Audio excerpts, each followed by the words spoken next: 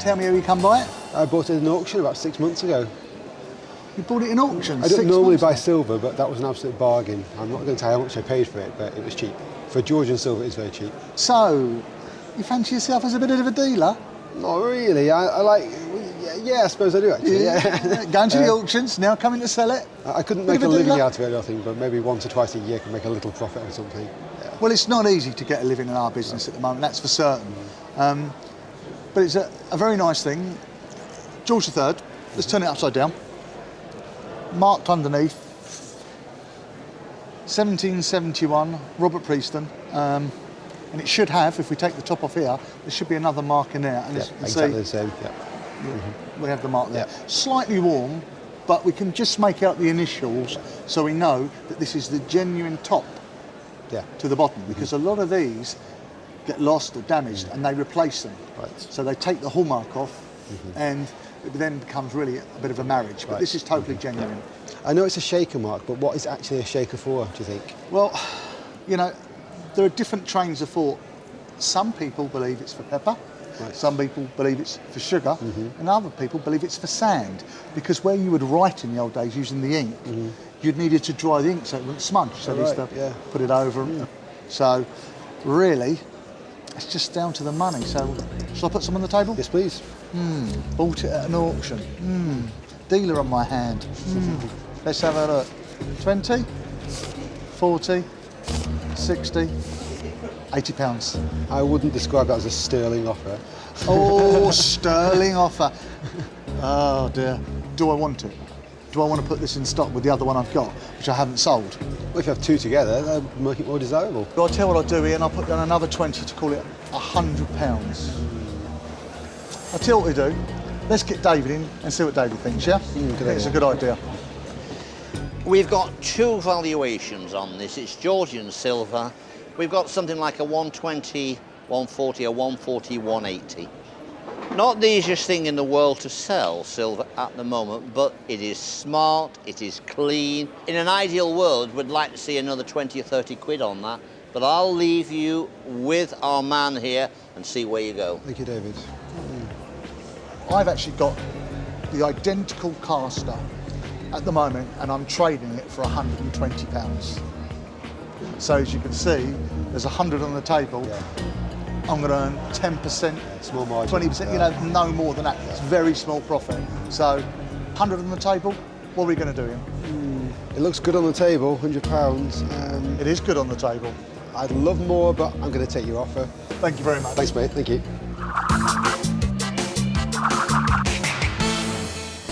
Ian went home with the £100 he wanted, but is he happy? I would have liked a little bit more money, but all those £20 notes on the table were just a bit too tempting. I like money, yeah! Don't we all, Ian? Next, it's time to brush up on what seller Brenda's brought to Stuart Hofgartner's table. What do you think, Stuart? I'm hoping they're libation cups, because if they are, they're 10, 20,000 a pair. You know, even a pair is special. Well, my grandmother gave them to me and she said, keep hold of them. They'll probably be worth something one day. Well, Brenda, is this going to be that day?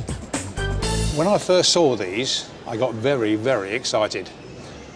They looked, at first glance, to be libation cups in rhino horn. Does that mean anything to you? No. A rhino horn, particularly libation cups, a drinking vessel, are very, very valuable. 10, 20,000 or more. But I'm sorry to say they're not. Okay, I can see them now much closer. They're actually soapstone, and I believe them to be probably brush pots, Chinese artists' brush pots.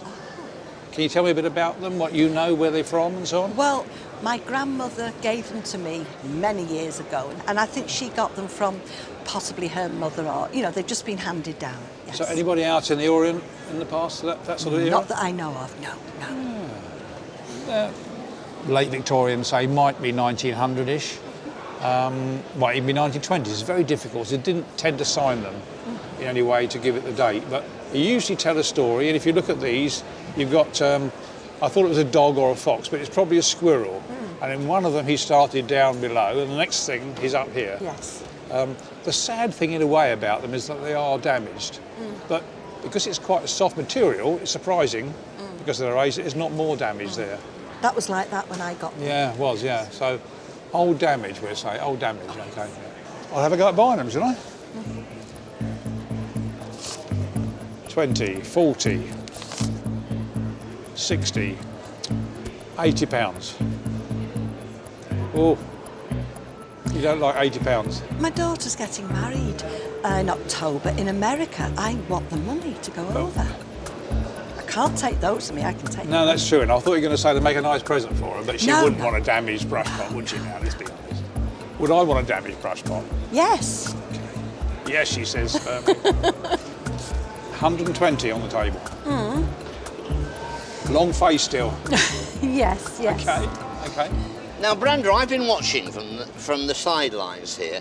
Now, the independent valuers are saying 100 to 150, which I think is realistic. So it's your call to make up your mind.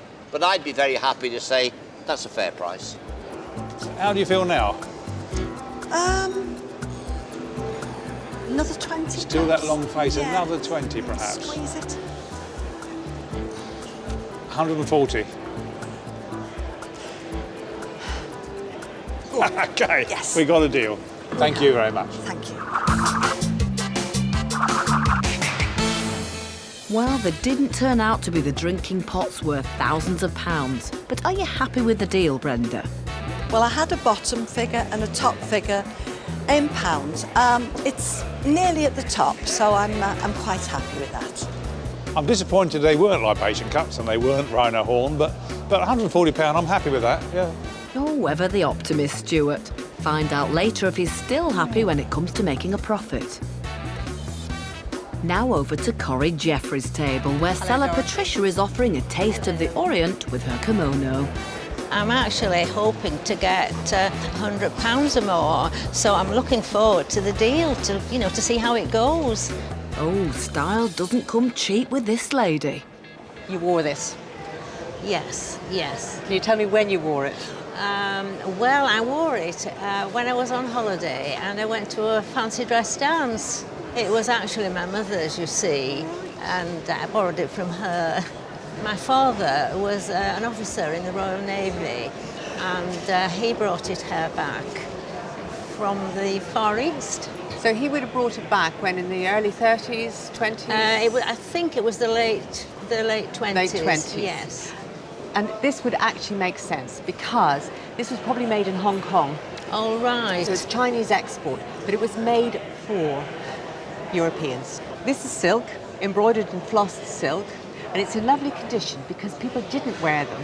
No, it's just been kept in a box in the drawer. And I thought, well, what a shame, really, when somebody maybe could enjoy it. So you finally decided to sell it? I did, yes. Let me see, let's put some money on the table and see how we get on. I'm going to put down 20, 40. I'm going to put £50 down. How do you feel about that, Patricia? No, sorry. Here's David. Now, Patricia, I'm going to just tell you what I think about this. First of all, it is fabulous. Now, the independent value is, say, 80 to 100. The auctioneer has gone in very low. He said 60 to 80, because he's looking at this like you see all these kimonos which were produced over the last 30 or 40 years. This is something different. Look at the attention to detail on that. I love this dealer, she's fabulous, but I think that's a mean bid for what the article is, because I think the article is at least twice that, and if you bought it for twice that, you would be stealing it. Well, that's me and my place. But for me, I don't really have the customer. I'm happy to put another 5 on the table, 55, but that really is my last offer. I'm really sorry. No, sorry. I think it's worth more than that. And I think I'll take it to auction. Well, I wish you the very best of luck at auction. Thank you. Anyway, thank you very much. Pleasure.